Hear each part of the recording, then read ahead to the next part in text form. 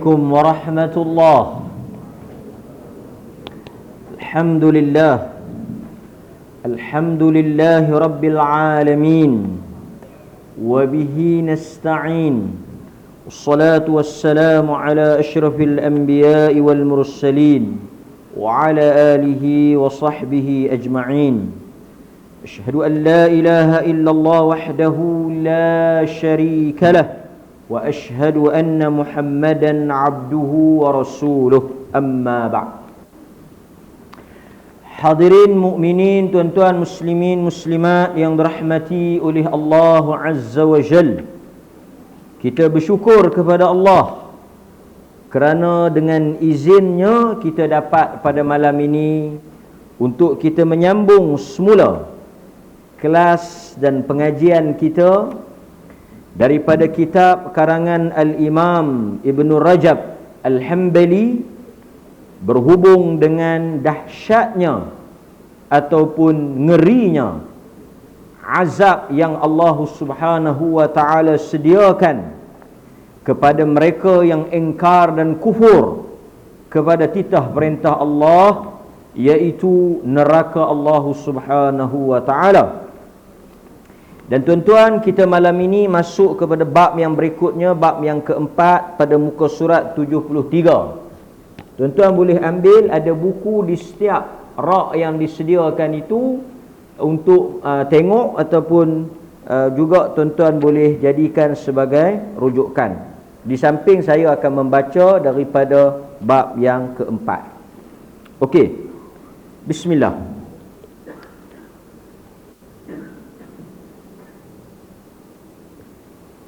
Tangisan dan permohonan berlindung diri daripada seksa api neraka mampu menyelamatkan diri manusia itu sendiri. Di dalam bab yang keempat, muallif atau penulis atau penyusun kitab kita ini, dia membawakan dalil-dalil daripada Al-Quran dan Sunnah tentang bagaimana kelebihan manusia yang menangis kerana takutkan azab dan siksaan neraka akan diselamatkan oleh Allah daripada api neraka. Sehingga kan para ulama menyenaraikan salah satu daripada amalan yang boleh dilakukan oleh kita sebagai hamba-hamba Allah untuk terselamat dan terlindung daripada api neraka adalah melalui menangis. Sebab itu menangis kerana takutkan neraka, takutkan azab, termasuk daripada amalan yang dituntut di dalam sunnah dan juga di dalam hadis-hadis Nabi SAW. Sebelum kita membaca hadis-hadis dan dalil-dalil yang dibawa oleh pengarang, mungkin kita boleh bertanya kepada diri kita, bilakah kali terakhir kita menangis kerana Allah? Bilakah kali terakhir kita menangis mengenangkan dosa-dosa yang kita lakukan? Bilakah kali terakhir kita menangis di atas kekurangan dan juga kelemahan kita dalam melakukan ibadah? Kebanyakan kita mungkin menangis, tetapi disebabkan oleh hal yang bersangkutan dengan dunia. Kita menangis mungkin kerana kehilangan harta dunia, kecewa dengan dunia.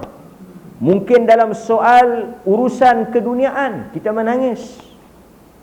Tetapi di dalam bab ini, penulis menekankan dan juga membawa kita untuk sama-sama mendengar bagaimana nas Al-Quran, hadis menyuruh, mengajak, menyeru untuk kita sama-sama menangis.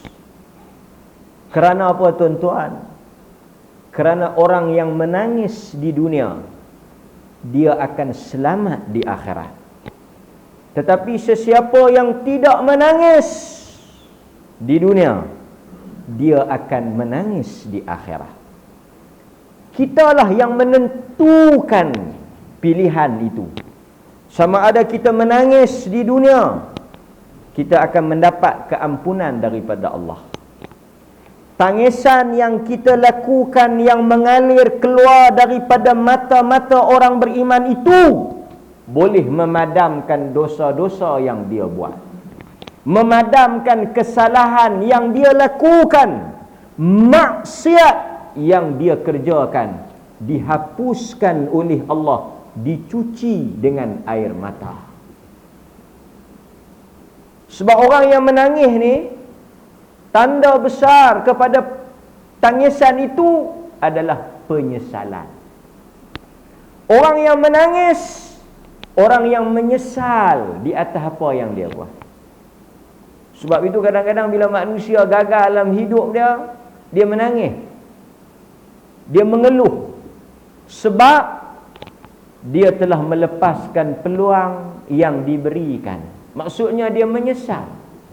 Sebab itu hadirin mukminin, penting bab dan tajuk ini supaya apabila kita bangkit berdiri di hadapan Allah tanpa ada isteri di sisi kita, tanpa ada teman dan kawan dan rakan taulan bersama dengan kita, kita tidak lagi menangis di hadapan Allah Azza wa Jalla.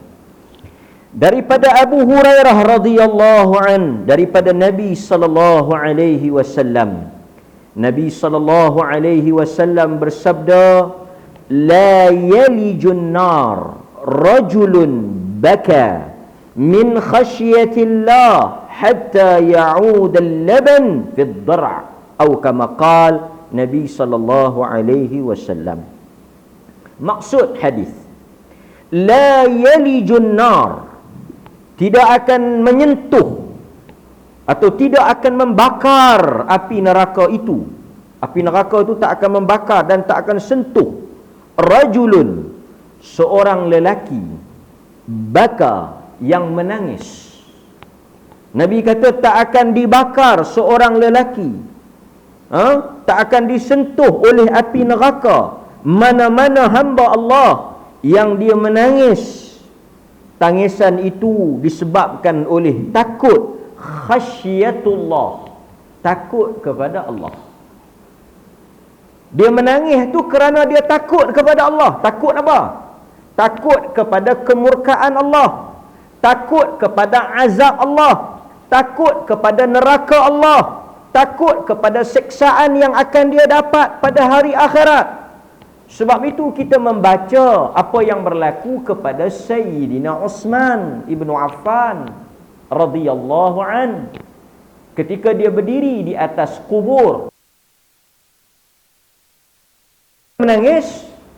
Dia takut siksaan kubur, dia takut fitnah kubur, dia takut azab kubur. Kerana kata Uthman, sebelum manusia diazab di hari akhirat, sebelum manusia diseksa di hari akhirat, seksaan pertama yang akan ditempuh oleh manusia adalah kubur.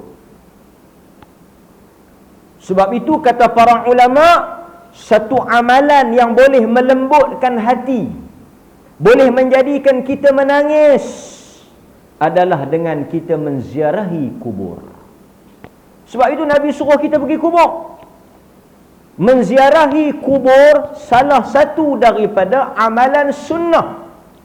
Kalau tuan-tuan tanya apa hukum menziarahi kubur, kita katakan ziarah kubur adalah sebahagian daripada sunnah Nabi, dan kita digalakkan ziarah kubur. Kubur siapa? Mana-mana kubur. Lepas itu Nabi suruh pergi tengok. Nabi kata, haqqul muslim 'alal muslim, tanggungjawab orang Islam ke atas orang Islam yang lain ada 5 ke 6 perkara. Sebahagian riwayat dalam hadis dia sebut 5, sebahagian riwayat dia sebut 6. Salah satunya wattaba'ul janais, kita pergi bawa, iring, usung, ikut jenazah sampai ke kubur. Kita tengok, melembutkan hati. Nabi kata, akthiru Dalam hadis yang masyhur, yang selalu kita baca, tuan-tuan pun kerap dengar hadis ni. Nabi kata, banyakkan oleh kamu. Nabi suruh kita kerap ulang, sebut. Masa tu kita sebut kerap. Kalau orang tanya pasal apa kerap sangat baca hadis ni, sebab apa ulang kali baca hadis ni, sebab apa selalu sebut hadis ni, kerana Nabi suruh akthiru. Nabi suruh banyakkan sebut. Apa dia tuan-tuan? Al-maut, kematian. Sebab itu bila Nabi duduk dengan sahabat di kubur, sebelum selesai pengurusan jenazah, kata sahabat, Nabi pegang satu kayu, Nabi duduk kuih tanah.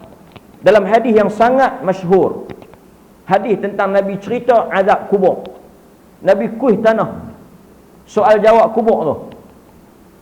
Nabi kata, apabila matinya salah seorang daripada saudara kamu, diletakkan di dalam kubur, datang kepadanya dua malaikat.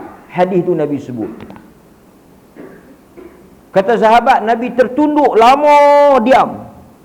Mula Nabi tengok, mendongak ke langit. Lepas tu Nabi tunduk ke bawah. Lepas tu Nabi bagi satu ukapan atau satu nasihat kepada kami. Sebab itu hadirin mukminin, tangisan walaupun ia mengalir daripada mata, tetapi ia bukan berhubung dengan mata.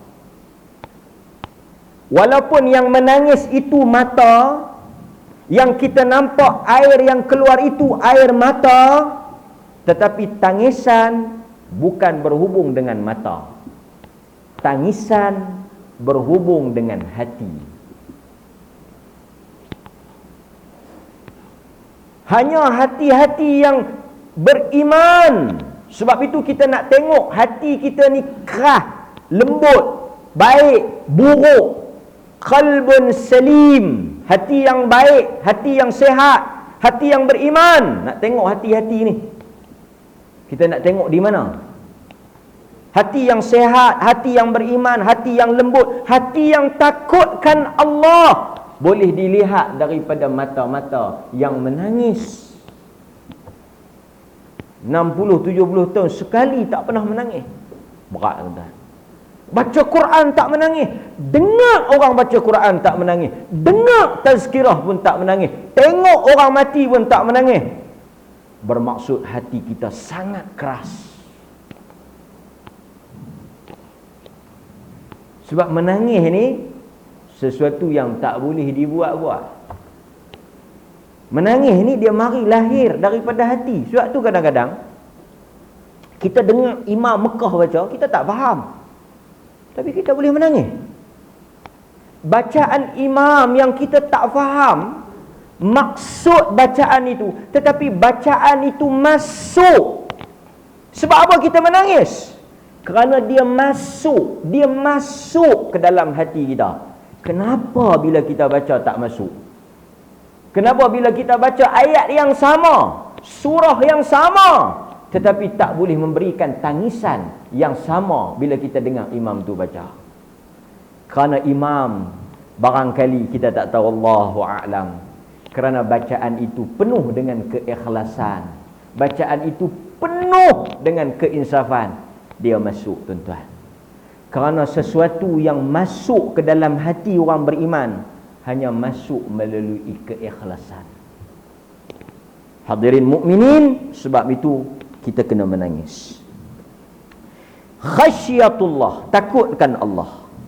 Kata Nabi, tak akan sentuh api neraka manusia yang menangis kerana Allah ini, sehinggalah air susu kembali daripada salurannya. Apa maksud dia? Mustahil lah. Air susu yang telah keluar daripada saluran dia, daripada kantung susu, susu lembu ke, susu kambing ke, susu apa ke, yang mana bila diperah keluar, boleh tak dia masuk balik? Perumpamaan ini nak tunjuk kata mustahil. Maksudnya tak akan disentuh. Hadirin mukminin, kita tak perlu bayar beratus-ratus ribu nak menangis. Ada orang terpaksa bayar beratus-ratus ringgit nak pergi menangis, masuk program nak pergi teriak. Kita memanglah teriak. Sebab rentah 3-4 nak masuk program motivasi. Kan? Selalu bila masuk program motivasi, dia akan sentuh hati lah. Teringat kemok, pasang lagu, baguslah. Tutup lampu.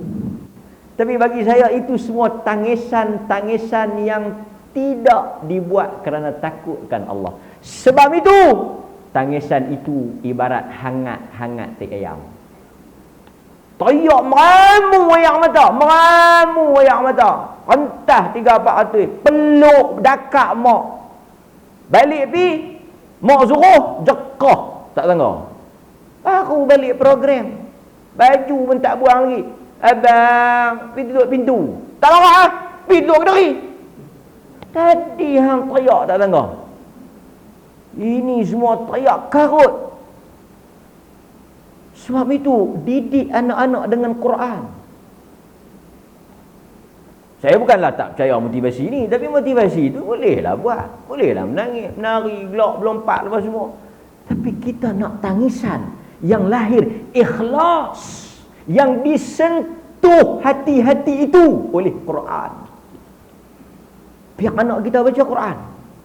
Suruh cucu kita baca Quran.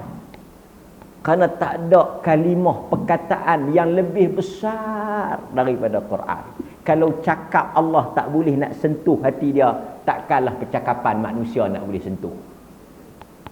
Al-Quran kalam Allah, Al-Quran kata-kata Allah, perkataan Allah, Allah yang cakap. Allah cakap, tak boleh tegur, tak boleh bagi hati lembut. Manusia cakap, tak tahu kita jadi lembut. Allah.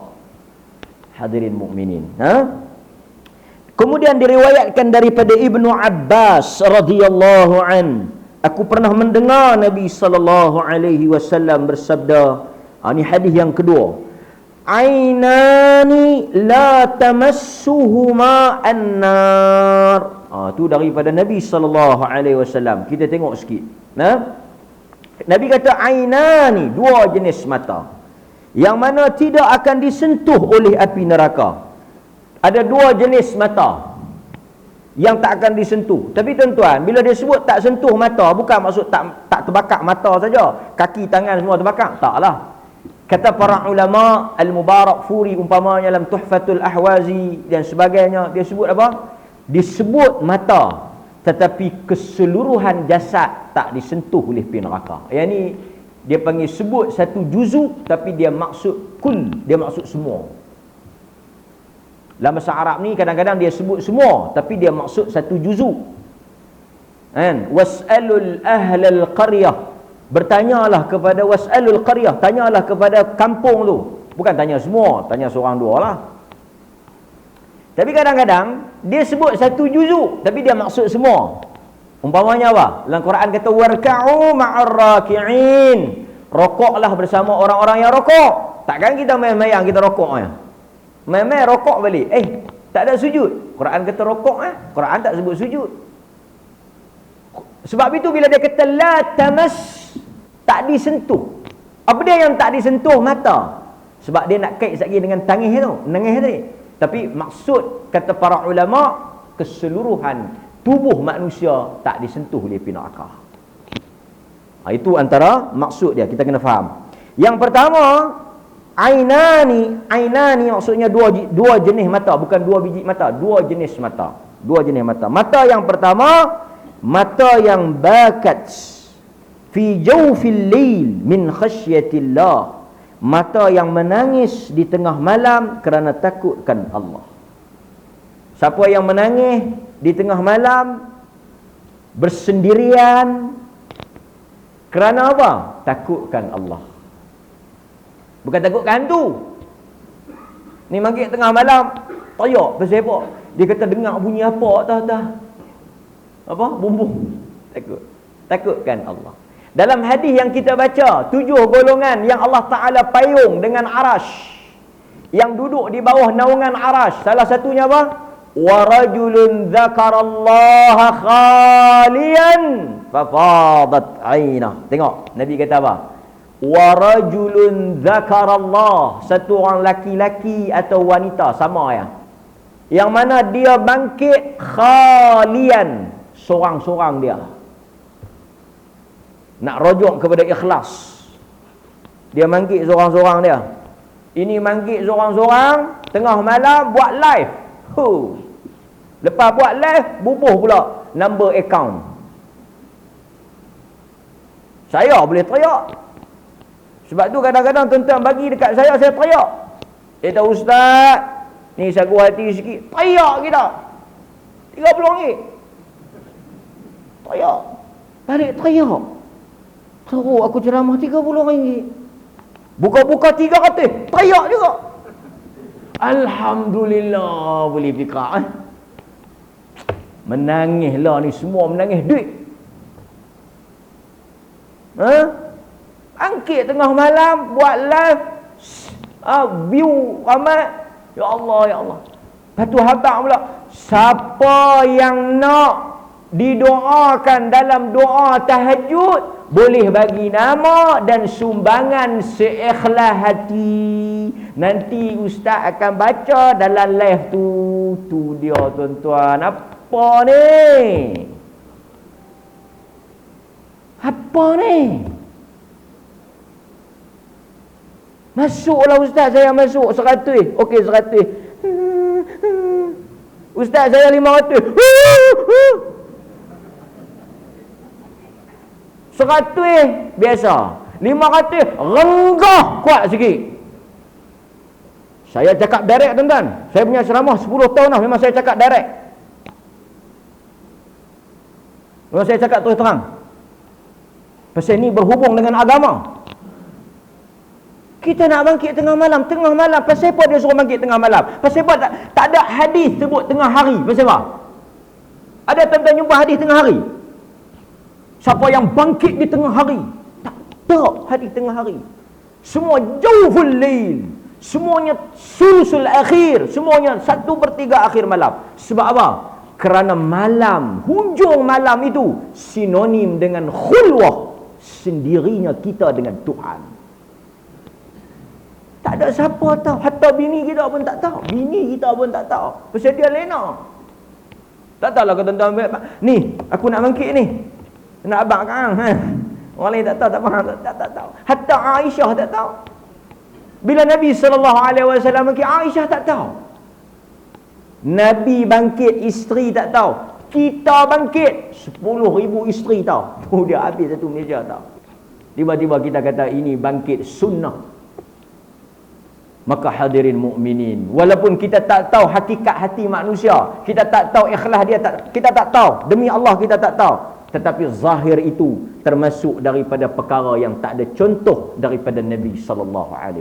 Tak ada contoh. Tak ada contoh. Hadirin mukminin. Kemudian dia kata apa? Tangisan atau mata yang kedua, satu mata yang menangis kerana takut pada Allah. Macam mana dia menangis? Kata para ulama, dia menangis mengenangkan dosa-dosa dia. Dia menangis mengenangkan kesalahan-kesalahan dia. Dia menangis. Pasal tuan-tuan, duka cita. Kita menangis ni di atas dua sebab, kata Ibn Qayyim. Tuan-tuan, kita menangis di atas dua sebab lah. Selalunya, sekali kita sebut sikit. Al-Imam Ibnul Qayyim, dia sebut dalam kitab dia Zadul Ma'ad, menangis ni ada 10 jenis. Teriak saja ada 10 jenis. A, B, C, D, E, F, G, H, I, J. 10 jenis. Nombor 1, nombor 2, nombor 3. Kita tengok kita ni teriak jenis apa. Ada orang seronok dia teriak, menangis dia teriak, takut dia teriak. Tapi tuan-tuan, kita dengan Allah ini, kita menangis kebanyakannya di atas dua sebab lah. Satu, kita menangis duka cita, huzn.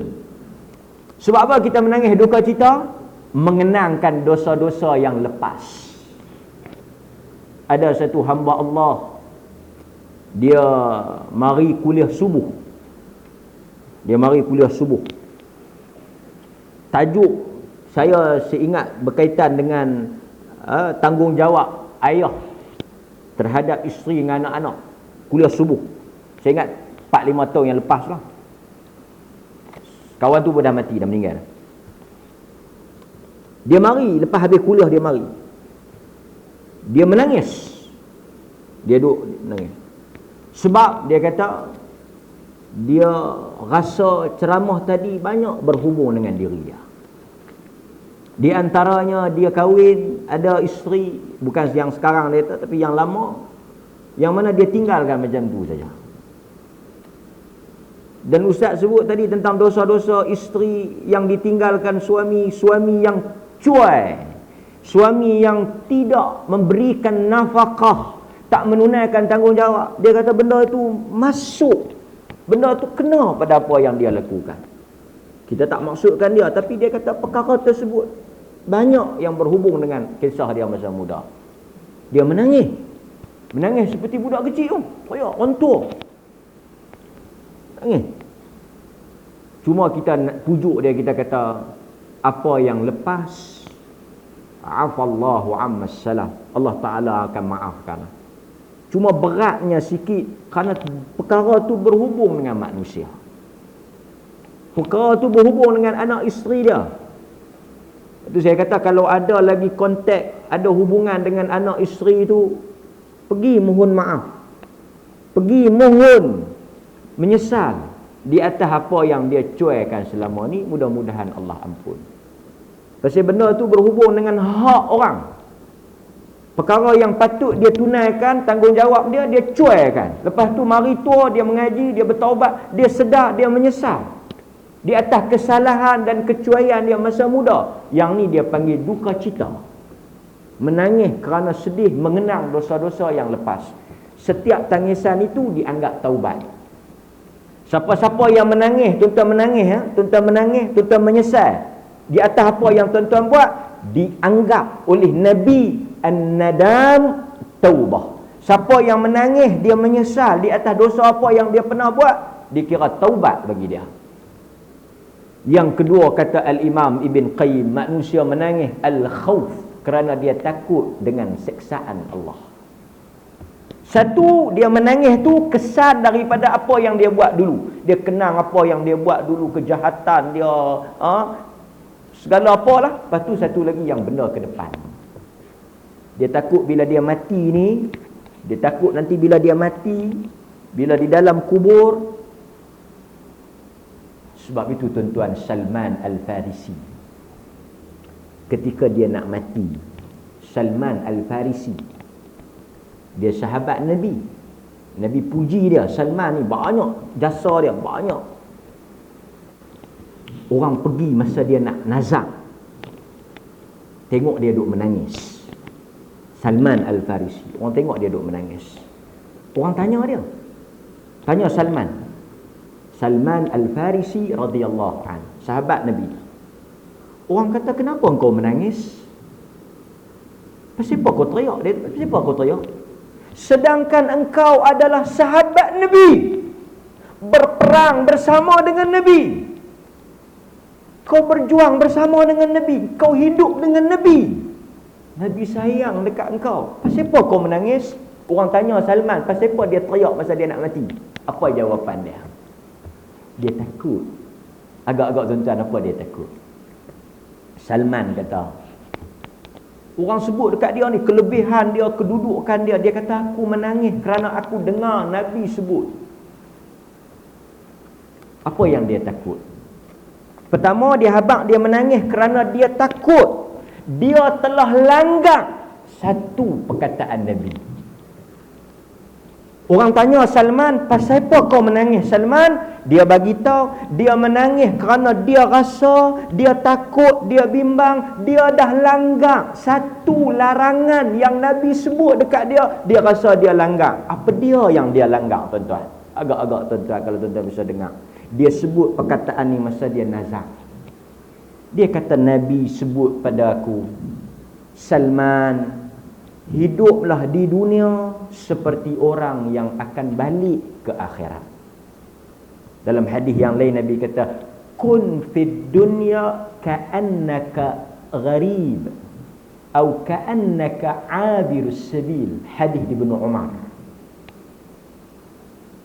Nabi kata dekat Salman, jadilah engkau orang yang akan balik. Maksudnya hidup di dunia ni seperti musafir yang lalu, yang akhirnya dia akan balik ke tempat asal dia. Ambil harta dunia sekadar apa yang perlu. Nabi kata kat Salman. Nabi kata dekat Salman, oleh kerana engkau tak hidup kekal di dunia, ambil takat mana perlu. Ambil takat mana yang kau nak guna saja. Salman kata, aku bimbang, aku dah langgar larangan tu. Aku rasa aku ambil lebih daripada apa yang perlu. Salman menangis. Salman kata, aku rasa apa yang aku ambil lebih. Nabi kata, ambil macam mana orang nak mati? Ambil takat perlu. Salman kata, aku dah langgar. Tuan-tuan, setelah dia mati, berapa ratus bilion yang dia tinggal? 15 dirham. Hanya 15 dirham. Dalam riwayat sebut yang dia menangis, yang dia kata dia langgar arahan Nabi, yang dia kata dia ambil lebih pada yang perlu, yang Nabi kata jangan ambil takat mana perlu. Bila dia mati, pusaka dia, warisan dia, peninggalan dia setakat 15 dirham. Dia menangis, sahabat Nabi, kerana dia tahu apa yang Nabi sebut. Itu Salman Al-Farisi. Hadirin mukminin, kata Al-Imam Ibnul Qayyim, kita sebut sikit, kita baca sikit perkataan Al-Imam Ibnul Qayyim rahimahullah berkaitan dengan menangis. Kata Al-Imam Ibnul Qayyim, yang kedua tadi menangis pasal apa? Bukan menangis. Yang satu mata menangis kerana takut kepada Allah, yang kedua mata yang batat, tahrusu, hirasah, yakni mata yang berjaga di sempadan dan perang. Askar, tentera yang pergi berperang atau pergi yang kerja di perbatasan sempadan tu, yang mereka itu tak tidur kerana nak jaga kedaulatan dan keselamatan negara. Mata-mata ni pun tak akan disentuh oleh api neraka. Kata para ulama, apa persamaan dua mata ni? Satu mata yang menangis kerana Allah takut, satu lagi mata yang berjegir, yang jaga, yang tak tidur kerana nak jaga keselamatan manusia. Di atas mereka, tuan-tuan, kita tidur, mereka tak tidur. Oleh kerana mereka duk jaga tu, tuan-tuan, macam ni lah, kita bagi mudah. Adalah saya pergi ceramah, bacalah hadis ni. Geng-geng hok duk jaga kampung ni, depa pun tanya, ni kami hok SRS dia panggil ni, hok duk meronda tengah-tengah malam ni pun masuk agak lah hadis tu. Lama mana meronda? Kami ronda pukul 10. Pukul 10 tak ronda lagi, 10 minum yak kopi lu, cicah biskut 4 segi lu. Meronda sembang 2 jam, meronda tengah jam. Betul balik leno. Masuk Pasal apa, tuan-tuan? Pasal setiap apa yang mereka korbankan, orang ada mendapat manfaat. Kadang-kadang mereka duk mangkit melilau ke kampung, kita lena share-share, tenang. Satu malam kata Aisyah kata, satu malam Nabi keluar masuk. Dia rasa macam ada sesuatu. Mari 2-3 orang sahabat ke rumah Nabi. Rasulullah tidur. Kami malam ni akan jaga rumah ni. Jadi guard. Aisyah kata Nabi masuk, tidur sampai mengeruh. Jerak lena. Pasal apa? Tenang. Ada orang jaga. Nampak, tuan-tuan? Hadis tu kata Nabi berdengkur ketika tidur, menunjukkan bahawa kita tidur ni ada orang yang berkorban. Semua itu di sisi Allah ada pahala. Mereka tak akan disentuh oleh api neraka. Kata para ulama, mata yang menangis tadi dia mujahadah, dia lawan dengan nafsu. Mata kita menangis tengah malam tu kerana lawan dengan nafsu. Mata mereka yang berjuang di jalan Allah, berjihad melawan musuh. Itulah persamaan mata kita dengan mata tentera. Mata askar, tentera ni mereka berjaga, nak jaga sempadan negara, tak bagi musuh masuk. Nak jaga kedaulatan negara, berjuang, berperang dengan musuh. Mata kita berperang juga, berperang dengan syaitan, musuh nafsu kita. Itu persamaan yang disebut oleh para ulama. Kata Al-Imam Ibnul Qayyim dalam kitab dia Zadul Ma'ad, dia kata manusia ini menangis di atas banyak sebab. Di antaranya 10 perkara. Satu, kata Al-Imam Ibnul Qayyim rahimahullahu ta'ala, ada yang menangis kerana takutkan Allah. Ini yang kita sebut tadi. Ada yang menangis kerana kasih sayang. Menangis kerana kasih sayang. Menangis kerana kehilangan anak. Seperti mana Nabi menangis ketika anak dia Ibrahim mati. Umar bila tengok Nabi menangis, Umar tanya, "Ya Rasulullah, kau menangis? Bukan tak boleh menangis kah?" Umar tanya. Apa kata Nabi? Inilah tangisan kasih sayang. Nabi kata, mata menangis kerana kasih, tetapi mulut tidak kufur kepada Allah. Maksudnya kalau kita menangis, pasal itu berapa hari boleh menangis kalau mati? Berapa hari boleh menangis? Hadis yang Nabi sebut kepada Abu Ja'far, keluarga Abu Ja'far, sahabat Nabi Abu Ja'far mati, 3 hari boleh menangis.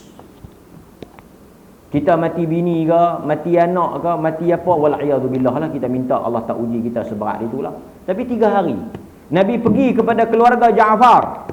Nabi pergi kepada keluarga Ja'far hari ketiga. Nabi kata, takat hari ni, besok dah tak boleh menangis. 3 hari dia boleh menangis. Tapi untuk isteri, dia ada kes special sikit, dia boleh menangis lama sikit lah. Untuk isteri, dia menangis, dia berkabung lama. Tapi untuk kita, 3 hari. Tapi benda ni kita boleh sebut lah, tapi hakikat kita nak boleh amal tu kita tak tahu. Nampak? Orang yang menangis kerana kasih sayang. Ada orang yang menangis, kata Ibn Qayyim, kerana cinta. Ada yang menangis kerana bahagia. Ada yang menangis kerana sakit. Ada yang menangis kerana sedih. Ada yang menangis kerana lemah. Ada yang menangis kerana munafik. Ini munafik, teriak palsu. Dia menangis tapi dalam hati dia nifak. Dia menangis nak tunjuk ke orang. Ada yang menangis kerana diupah. Ada. Bayar duit suruh teriak. Macam sebahagian agama, dia ada grup teriak. Bila mati dia akan panggil grup ni, dia bayar teriak. Untuk apa? Kerana menurut kepercayaan mereka, siapa yang teriak banyak ni, maka selamatlah dia punya si mati tu. Jadi kita tanya ni siapa dia ni? Adik-beradik dia ada. Yang ni memang grup teriak. Kerja dia apa? Kerja teriak. Teriak. Lagi mahal bayar, lagi kuat teriak. Menangis kerana ikut-ikutan.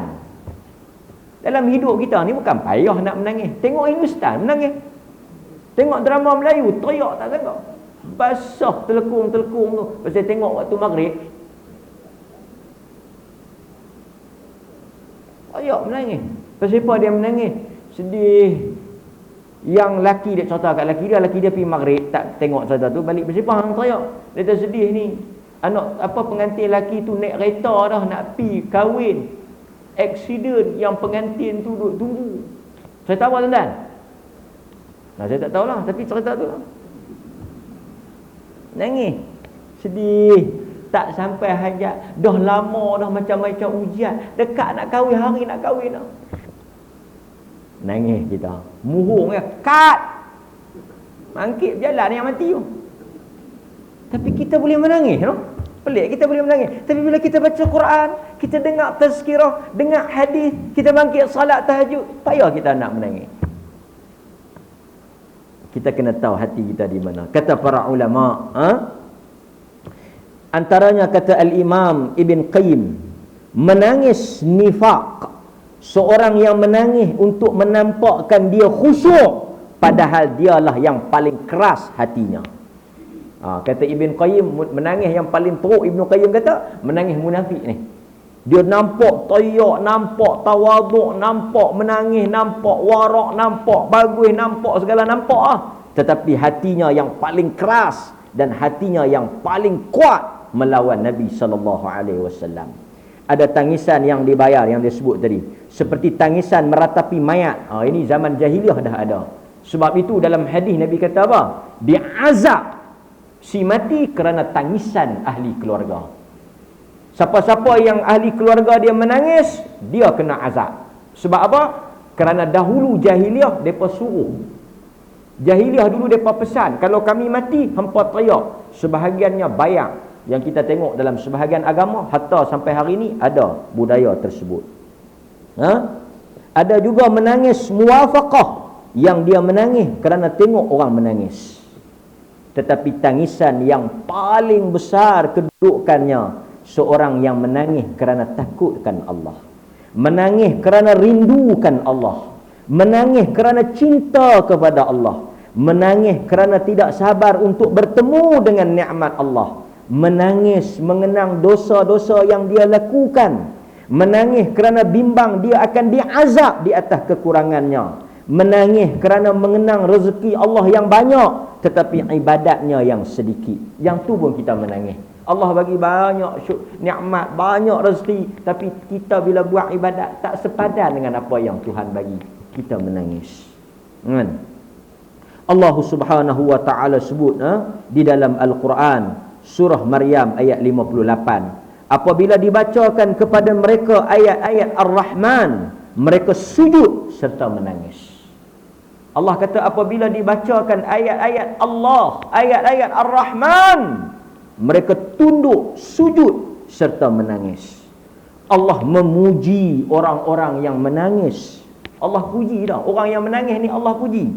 Seperti mana Allah menyebut di dalam Al-Quran, Allah kata innamal mu'minuna idza dzukirallah wajilat qulubuhum wa idza tuliyat alaihim ayatuhu zadatuhum imana. Mereka yang getar hati-hati mereka apabila dibaca ayat-ayat Allah. Pasal itu tuan-tuan, kita nak tahu tahap hati kita ni bila berhubung dengan Quran, bila berhubung dengan Allah Subhanahu wa taala. Dalam surah Al-Isra ayat 107 dan 109, tuan-tuan boleh balik buka surah Al-Isra ayat 107 dan 109. Allah Subhanahu wa taala sebut, sesungguhnya orang-orang yang diberikan ilmu sebelum itu apabila dibacakan Al-Quran kepada mereka, mereka segera tunduk sujud sambil mereka berkata di dalam sujud. Dalam sujud tu mereka sebut, Maha suci Tuhan kami, sesungguhnya janji Tuhan kami itu tetap akan terlaksana. Dan mereka segera tunduk sujud sambil menangis. Nampak? Allah kata mereka segera tunduk sujud sambil menangis. Allah memuji golongan ini. Nampak? Hadirin mukminin, sebab itu kata para ulama, orang yang menangis tunduk, seperti kata Syekh Abdul Rahman Nasir As-Sa'di. Allah Subhanahu wa taala sebut dari surah Al-Maryam ayat 58 dan 59. Kita tengok sikit. Dalam ayat 58, 59 dalam surah Maryam, Allah kata apa? Mereka itulah orang-orang yang Allah memberikan nikmat kepada mereka daripada kalangan Nabi, dari keturunan Adam, dan daripada orang-orang yang kami angkat bersama Nuh di dalam kapalnya, juga daripada keturunan Ibrahim, Ismail, dan orang-orang yang kami beri petunjuk dan terpilih. Bila dibaca kepada mereka ayat-ayat Ar-Rahman, mereka tunduk sujud dan menangis. Tadi kita baca. Kemudian datanglah pengganti generasi yang baik, generasi yang buruk, yang menyia-nyiakan salat, mengikuti syahwat. Mereka kelak akan menemui penyimpangan. Allah kata selepas golongan itu, yang terbaik itu, diganti oleh golongan yang buruk, golongan yang mensia-siakan salat. Surah Maryam ayat 58 dan 59. Kata Syekh Abdul Rahman Nasir As-Sa'di, dia kata apa? Maksud mereka yang tunduk pada ayat-ayat Allah dalam ayat tadi, siapa? Mereka yang khusyuk, yang terdapat bekas di dalam hati mereka daripada iman. Mereka menangis kerana cinta, mereka menangis kerana takut, mereka menangis kerana taubat, mereka sujud kepada Allah. Dan tidaklah mereka menjadi orang yang ketika mendengar ayat Allah seperti orang yang tuli dan buta. Kata Syekh Abdul Rahman Nasir As-Sa'di, siapa-siapa yang dengar ayat-ayat Allah tetapi tak ada rasa cinta, tak ada rasa takut, umpama orang yang pekak dan buta. Kita bimbang kan? Allah kata kalau ayat-ayat Allah tu tak masuk dalam jiwa dia, tak ada kesan, kata Syekh Abdul Rahman Nasir As-Sa'di, mereka itu orang yang buta dan pekak kerana ayat itu tak memberi kesan, tak masuk. Walhal mereka itu kadzib. Seperti siapa? Ini menangis bohong. Dia menangis tapi dia bohong. Menangis yang tak ada makna. Menangis saudara-saudara Yusuf alaihi salam. Bukaul kadhib. Bila kita baca kisah Nabi Yusuf, setelah mereka campak Nabi Allah Yusuf alaihi salam dalam telaga, mereka ambil baju dia, mereka letakkan darah binatang di baju dia, mereka bawa balik. Siapa yang tahu? Mereka yang tahu. Bila mereka bawa balik baju tu, bertemu dengan ayah Nabi Allah Yusuf, ayah mereka lah, Nabi Yaqub. Mereka balik dalam keadaan apa? Quran kata bila mereka balik, setelah mereka mencampakkan Yusuf, balik bertemu nak bagi tahu dekat Nabi Allah Yaqub, mereka balik dalam keadaan menangis. Sedih. Mereka yang tahu, mereka buat sedih. Bukaul kadhib. Bohong. Sebab itu kita bimbang, tuan-tuan. Kita menangis di hadapan manusia kerana untuk mencari keredaan manusia. Ini satu. Menangis yang asalnya menyelamatkan daripada neraka, menangis tu jadi sebab kita kena tuk dalam neraka. Tuan-tuan, saya nak kongsi dengan tuan-tuan ada satu dua poin menarik. Kita biasa dengar nama Fudail bin Iyad. Fudail bin Iyad, alim besar. Kita akan selalu dengar Fudail bin Iyad. Akan banyak orang quote perkataan dia. Asalnya dia kepala perompak, kepala penyamun. Fudail bin Iyad dalam sejarah dia kepala perompak, ketua penyamun. Akhirnya dia bertaubat menjadi alim besar. Bukan daripada ulama besar pergi jadi perompak besar. Kan? Sebab itu hari ini hadirin mukminin, bila keluar mari pada cerita kita, ada orang dengan gelaran ustaz, dengan gelaran tokoh-tokoh agama buat benda-benda yang salah, kita kena tahu bahawa ilmu satu bab, penampilan satu bab, amalan satu bab, iman satu bab. Bukan benda yang, sebab itu iman benda yang tak boleh dilihat daripada zahir, benda yang tak nampak. Sebab itu tuan-tuan jangan pelik di akhir zaman dengar cerita-cerita yang mengejutkan. Sikap, tindakan, kelakuan orang-orang yang ada ilmu, yang ada pengetahuan, tapi buat benda-benda yang haram. Tapi Fudail bin Iyad asalnya ketua perompak yang sangat ditakuti di semenanjung Arab.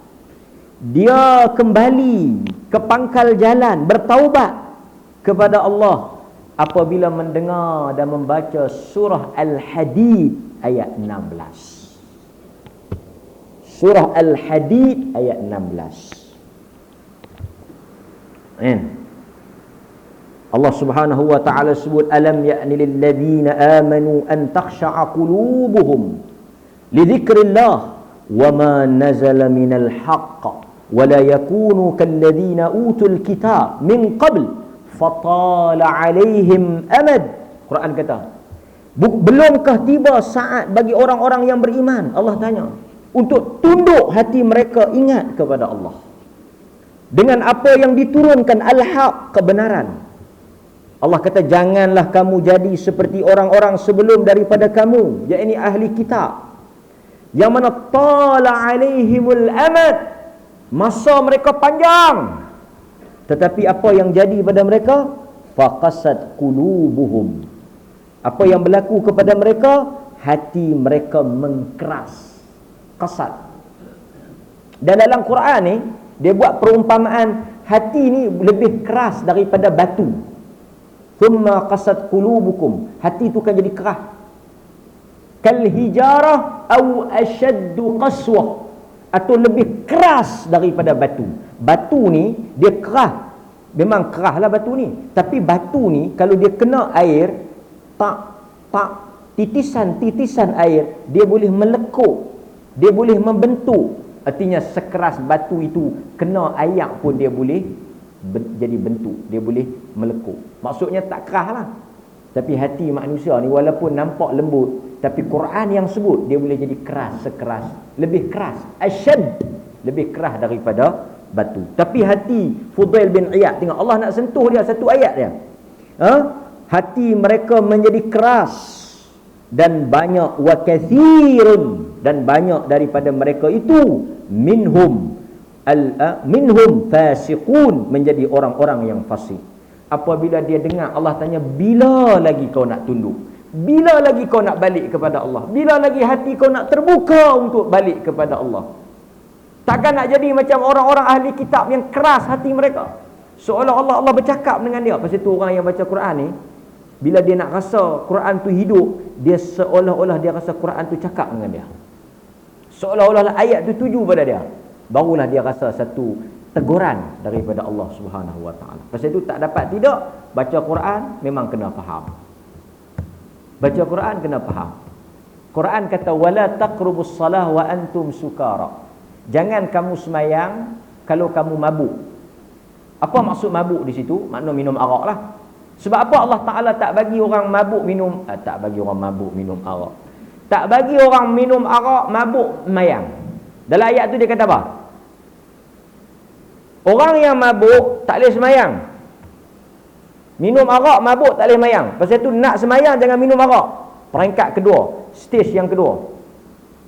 Maksudnya masih boleh minum, tapi waktu semayang jangan minum. Pasal apa? Dalam ayat tu dia kata, dibimbangi kamu cakap benda yang kamu tak maksud, kata benda yang kamu tak mau kata, kamu cakap benda yang kamu tak faham. Maksudnya kita boleh buat satu kesimpulan apa? Orang yang baca Quran tak faham ni, kalau dia tak faham ni, dia macam orang mabuk lah. Pasal orang mabuk dia faham, dia kan ketahuan dia cakap. Pasal tu dalam fiqh mazhab al-Imam Syafi'i, talak tak jatuh jika diucapkan oleh orang yang hilang akal. Salah satu talak yang tak jatuh, talak daripada orang yang mabuk, atau talak orang yang tak waras. Tapi dia perbincang pula, mabuk yang macam mana? Kalau mabuk jadi sendiri tak jatuh. Tapi kalau mabuk yang contoh dia ni ada arak, dia pergi minum, dia minum sendiri, dia yang pergi buat bagi mabuk, jatuh.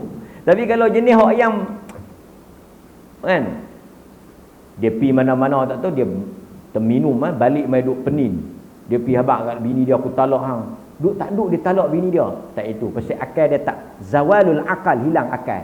Sebab itu saya menasihatkan diri saya tuan-tuan, masa kita banyak, umur kita masih ada, ambillah sedikit ruang dan peluang, ambillah masa yang ada tu, belilah Quran terjemahan. Sambil kita baca Quran, kita baca terjemahan. Ini nasihat yang boleh melembutkan hati kita.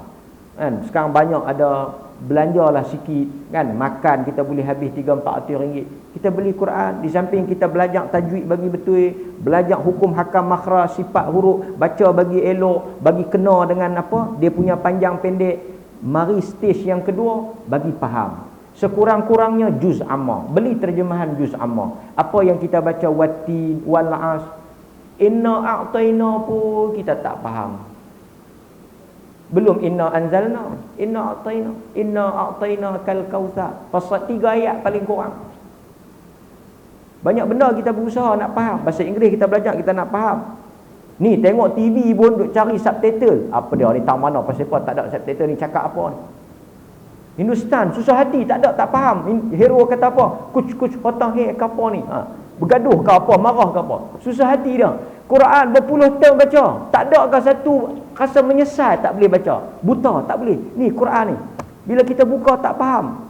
Tuan-tuan, Allah Subhanahu Wa Taala buat turun untuk kita faham. Hudal linnas wa bayyinatin minal huda wal furqan. Ambil masa baca. Ada kelas-kelas tafsir tadabbur, pergi dengar. Tak boleh faham semua pun, sekurang-kurangnya bila orang baca ayat tu kita boleh faham. Qul huwallahu ahad. Katakanlah Allah itu Maha Esa. Lam yalid wa lam yulad. Cukup. Takat kita orang awam faham takat tu cukup. Bila kita faham qul huwallahu ahad, apa dia kesan dia? Esok hari apa? Esok hari Jumaat, cuti satu Malaysia, Christmas. Duk baca qul huwallahu ahad, qul huwallahu ahad. Tak dan subuh Merry Christmas dah. Oh, dia nak pergi kot tu lah. Angin juga. Merry Christmas tu dia kata Isa anak Allah, Isa anak Allah. Kita duk baca lam yalid wa lam yulad, cukup ha? Lam yalid wa lam yulad, Merry Christmas. Mana masuk? Pasal apa yang kita boleh duk Merry Christmas, Merry Christmas? Pasal kita tak faham lam yalid wa lam yulad. Allah tak ada anak dan Allah tak ada mak pak. Depa kata Allah ada anak. Anak Allah Isa. Jesus, Isa tu anak Allah di sisi Kristian. Bagi kita Isa tu Rasulullah, bukan anak Allah. Isa anak Maryam. Lam yalid wa lam yulad wa lam yakul lahu kufuwan ahad. Very clear. Stop, berhenti. Tak ada kaitan Christmas dengan kita. Lakum dinukum waliyadin. Ni soal akidah, bukan soal perayaan biasa. Sambut merdeka tak apa, sambut apa lagi? Ini soal akidah. Sebab tu tuan-tuan, bila kita baca, kita kena faham. Hadirin mukminin, akhirnya kata Anas bin Malik radhiyallahu an. Kata Anas bin Malik, satu hari Nabi SAW kata, jika kamu melihat apa yang aku lihat, jika kamu nampak apa yang aku nampak daripada neraka, kamu akan menangis lebih banyak dan kamu akan ketawa sedikit. Kata Anas, tidak ada hari yang paling berat bagi kami para sahabat melainkan hari kami dengar hadis ni. Nabi kata tak ada hari. Anas kata bila kami dengar hadis ni, semua sahabat tutup kepala, kelumuh, selumbung, tutup kepala, tayak tak sangga-sangga. Pasal apa? Pasal Nabi kata kalau hampa nampak apa yang aku nampak dalam neraka, hampa akan menangis lebih banyak daripada hampa ketawa. Kenapa hampa ketawa lebih banyak? Kerana hampa tak nampak apa yang aku nampak. Menangislah tuan-tuan supaya hati kita lembut. Menangislah supaya Allah selamatkan kita daripada api neraka. Aqulu qawli hadza astaghfirullahal azim li wa lakum. Assalamualaikum warahmatullahi wabarakatuh.